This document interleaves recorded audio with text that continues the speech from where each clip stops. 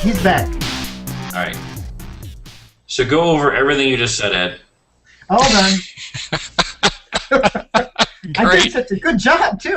I was so eloquent while you were gone. Okay, let's start over. First of all, what's Storyboard? It's a scene management system.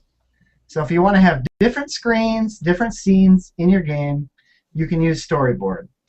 Storyboard's big job that it does is it automatically creates for you a single display group. And then your job at that point is to put all the display objects you create in the display group so that Storyboard can hide them for you when you want it to and destroy them at the end of the scene when you're done with it. But one of the things that people run into when they're designing their games is they often need a temporary handle or a variable that points to like the player object or bullets or the background image that they want to hide or show sometimes. And so what people do is they will create local variables, and when I say local, I mean file level. They're created at the file level outside of the function definitions, and they will store their player handle or the image handle, and then they'll manipulate it later in their code. But if they're like me, they frequently forget in their cleanup code to go clear that variable out. And the problem is that Corona works with Lua hand in hand, but Corona's got half the job. It's got a function called remove self that is supposed to do all the cleanup on the display object except disposing of the memory. Disposing of the memory is up to Lua, and Lua cannot do that unless the variable has been cleared. So you have to remove self and then assign nil to your temporary variable. So my suggestion here, long story short, is that instead of creating file level local variables, remember that Storyboard provides you one group which you can extract from self.event. If we look at your code there, and I don't think the display is on your code. Is it not? Where? Okay, there. Okay, yeah. So here in scene create scene, what I've done is extracted that group. It's stored in self.view, and I can do that in each of these functions, and that's always going to be the same display group, the one that Storyboard created for us. And then after this, instead of storing handles to my objects in local variables, I just assign them to a field or a single table of fields on the group. And the bonus of this is at the end of the day, when Storyboard goes to destroy the scene, if you scroll down, a little higher than that, a little above it. There it is. So there's this function called destroy scene. Storyboard will call this automatically when it runs out of memory and it needs to clear things up, or if it thinks that you're done with this scene.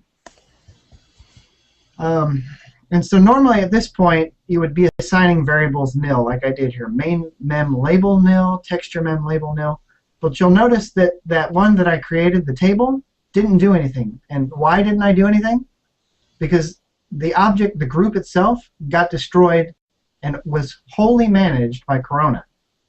It wasn't up to me. I didn't create it, so I don't have to deal with it. So all those fields that I assigned to it get removed automatically.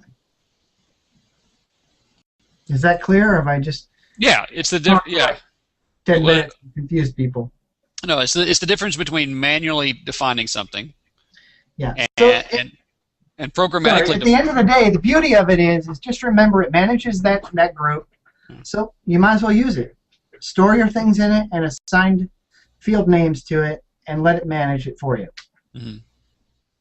Yeah, I got you. And it's all like you said, because Corona handles one piece and Lua handles the other piece. And what that's always the problem. Is there's a slight dichotomy. Oh, fancy word. There's a split between responsibilities for Corona and Lua, and you just can't get past that.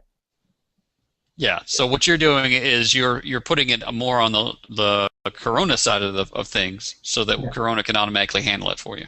It's a side effect. Yeah, I'm taking advantage of the side effect that for that particular variable, the group, Corona created it and is responsible for it. So I will let it be responsible for it.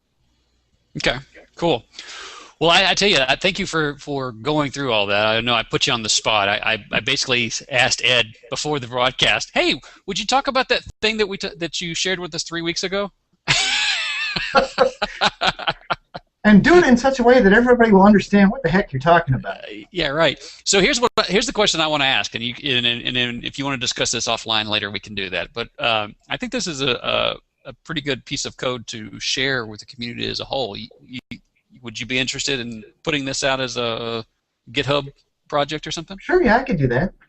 Yeah, I think that would be good. Put it on Roaming Gamer so that people can find it.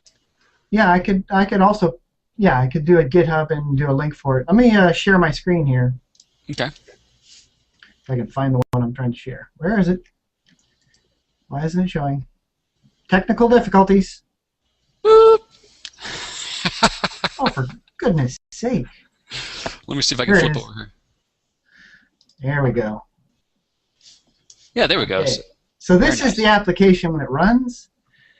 But basically what it is it's a number of scenes demonstrating one solution to one question. Like what you're seeing here is how much memory is in use and how much texture memory is in use.